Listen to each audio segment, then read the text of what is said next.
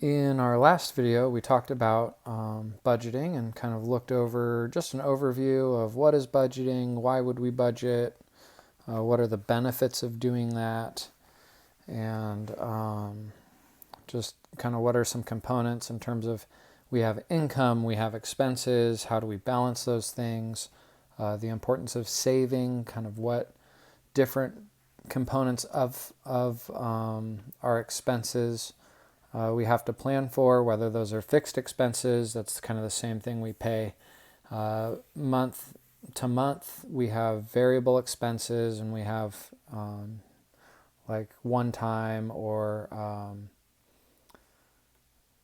like trying to think of the word, like non-recurring expenses, maybe things like a birthday that's coming up for somebody or a holiday, some of those things, as well as emergency expenses, things that come up that were not necessarily planned, but we do want to be prepared for.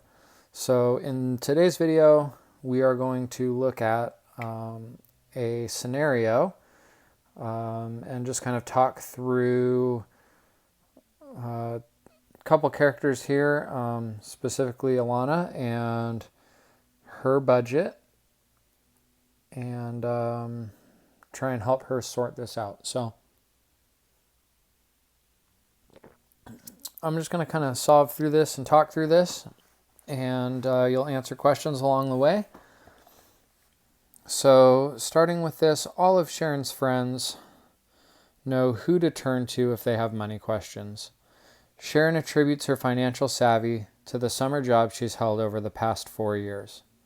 These jobs helped her save a few $1,000s for college to minimize her student loans.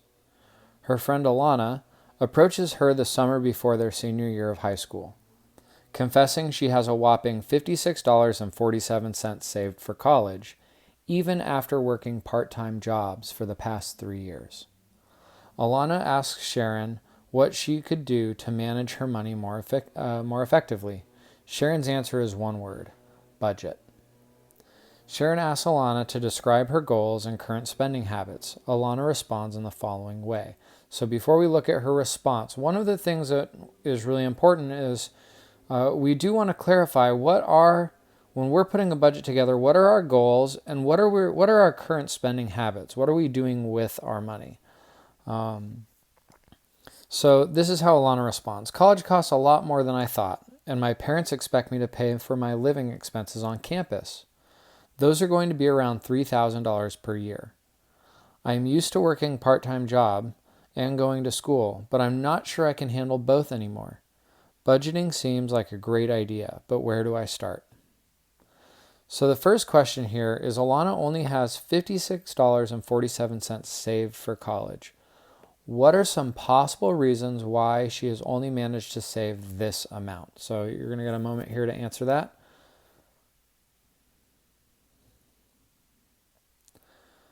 Okay. What do you think Alana's goals should be? So based on the information we have here, kind of where she's at, what do you think Alana's goals should be for her budget? What should she be saving for? What should she be prioritizing? What should her goals be based on what she talked about, what she wants? And then finally, what are a few ways that Alana can get a better understanding of her spending patterns? So how do you think that she could figure out what her spending patterns are right now? And those will help identify her budget needs and her financial needs and kind of maybe adjustments that she needs to make. So what are a few ways, maybe list 3, that Alana can get a better understanding of her spending patterns?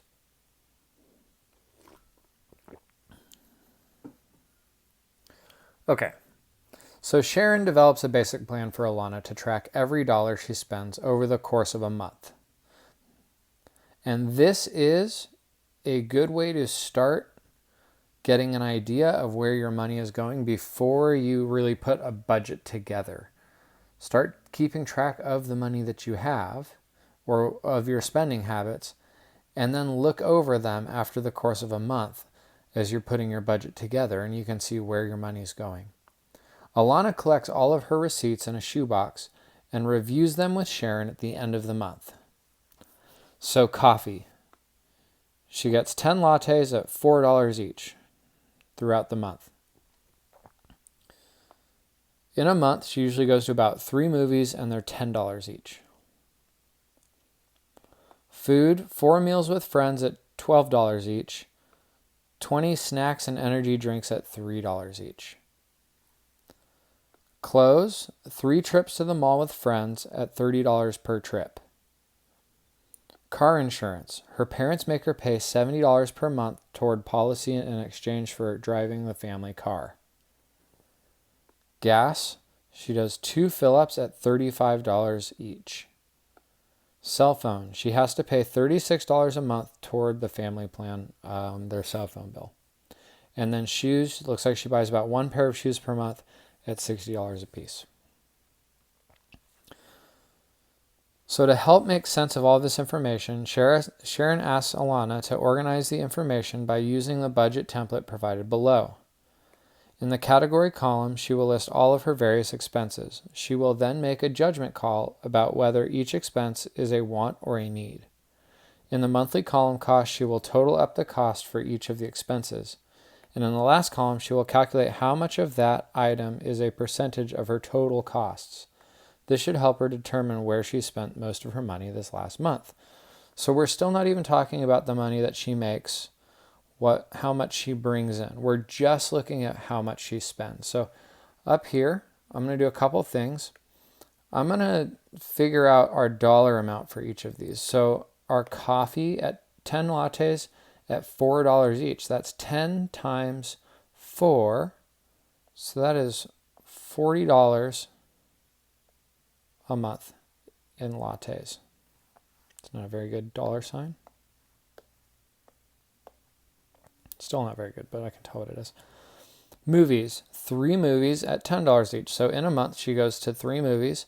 She spends $30 a month going to movies. Okay. Food. 4 meals with friends at $12 each. So 4 meals with friends at $12 each is going to be $48. And then she, throughout the month, buys about 20 snacks or energy drinks at $3 a piece. So we're looking at $60 total there. Clothes, 3 trips to the mall with friends, and spends about $30 per trip. So we're looking at $90 spent at the mall over the month. Okay. Car insurance, she pays $70 per month. So I'm just going to highlight that number. We don't really have to calculate anything. $70 per month there. Gas for the car, 2 fill-ups at $35 each. So that's 35 times 2. So she's spending $70 on gas per month. Her cell phone is $36 per month. Again, I'm highlighting that one because I don't have to calculate anything. And shoes, she's paying for 1 pair $60 per month. So there's a lot of spending going on that I don't know, if I think about a typical high school student that has a job and some money and probably isn't keeping track of what they're spending, these numbers make pretty good sense for a typical situation. So here's what we're going to do. We're going to take these values and we're going to put them in the monthly cost column here. Okay, so for coffee, and we already worked this out, it's $40. For movies, she's spending $30. Okay, for food, she's spending $48 plus $60 on snacks. So that's a total of $108 on food. Oops, 180.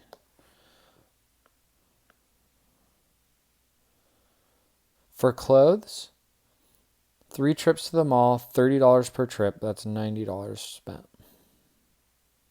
Car insurance, $70 a month. Gas, 2 trips, $35 each, or 2 fill-ups, $35 each fill-up. $70.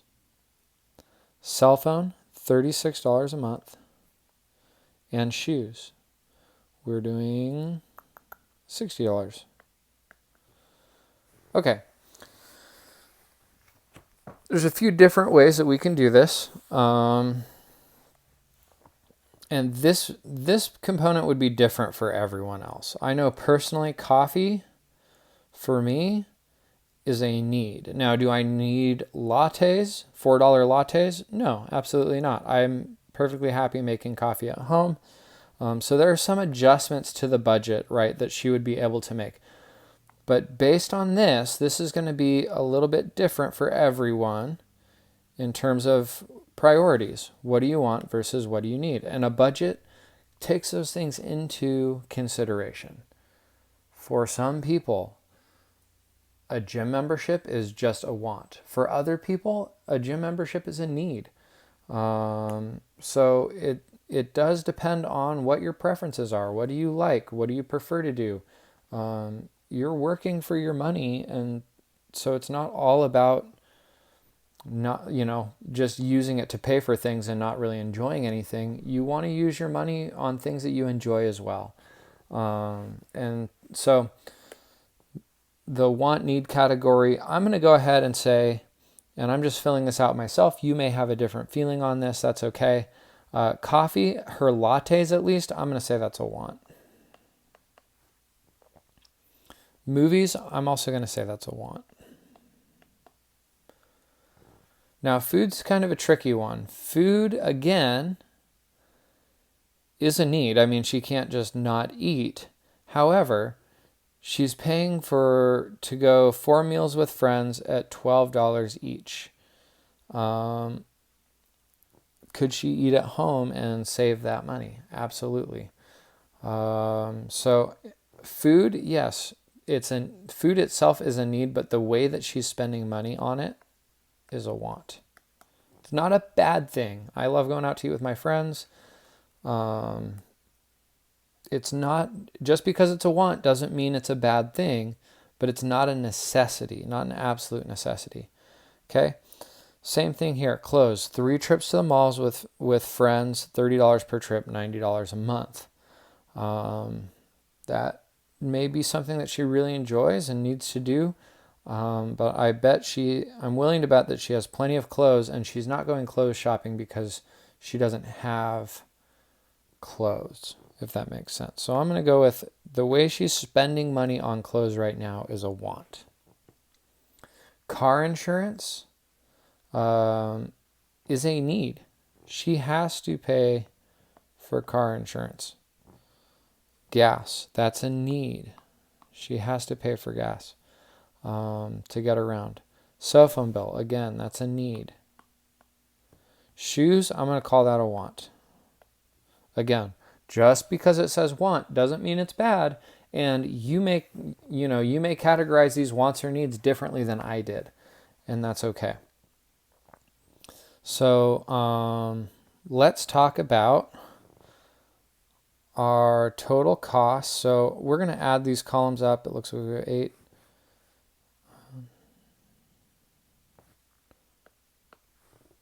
Carry my 1. 17.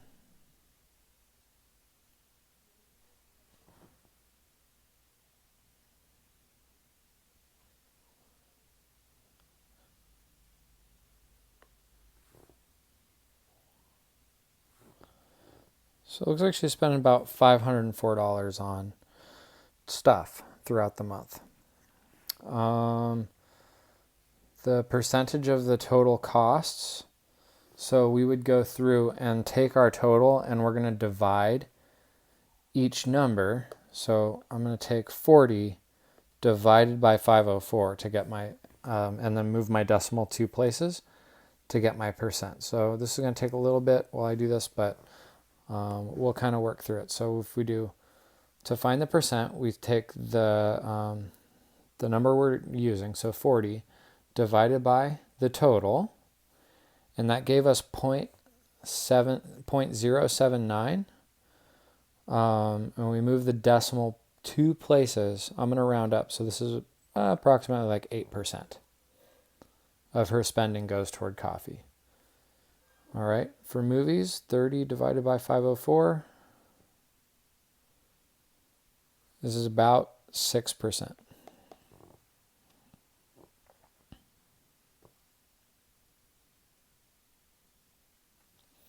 This is about 21%.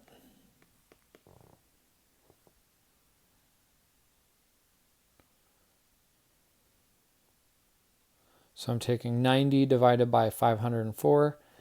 I get 0.17857, so on. And then I move the decimal place twice. So that's about 18% after rounding. Car insurance, we're saying 70 divided by 504. Move the decimal twice, it's about 14%.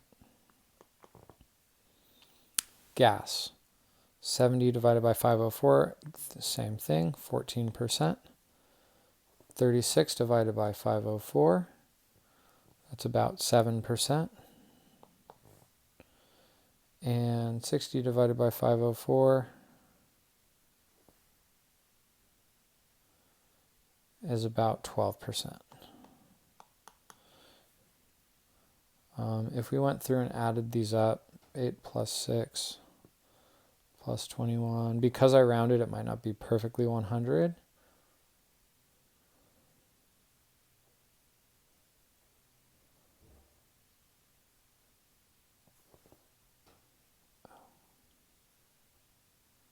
Oh no, that ended up being it ended up being perfectly 100%. So if we add all of these percentages up, there's our total, 100%, right? So let's take a look now at Alana's response to this. So Alana's reaction after completing this process is the following. Wait a second, Sharon. I think my boss is ripping me off. I work 15 hours a week, on average $11 an hour. According to my receipts above, I'm spending much less per month than I'm earning. But, as I've already established, I've only got $56 saved up from 3 years of working. What gives? How do I file a complaint? How do I get my money back? Wait until I report this boss of mine. I'm putting this on social media. Sharon can tell that Alana is angry, but she's pretty sure her boss isn't stealing money from her. So we're going to do some quick math and see how much she should be making per month and compare it to how much she's spending. So right now, and this is kind of, just a 1 month snapshot, she's spending $504. So I'm going to put E for expenses, 504. And let's see, if she's working 15 hours a week times 11, that's going to give us 156. And that's per week. So then if we multiply that by 4,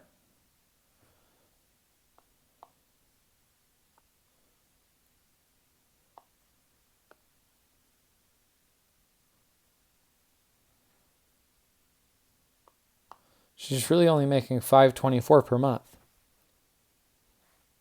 And one of the things that we're not even factoring here is that if she's working 15 hours a week at 11 an hour, this amount, $524, is not including taxes. So her gross income is $524.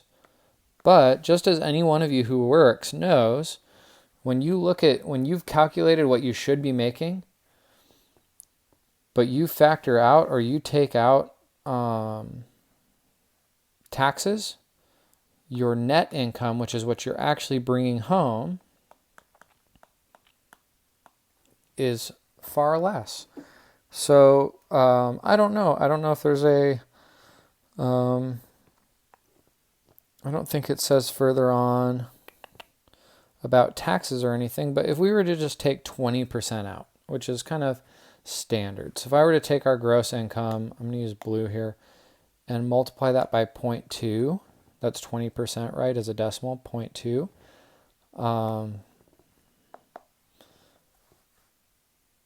just going to do it here, 524.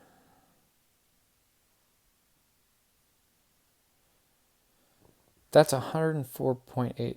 So that's $104.08 that gets taken out, subtracted from her gross to give her her net. So in purple here, I'm going to write her net income, which is going to be 524, her gross, so that's what she makes, minus 104.8, that's her taxes,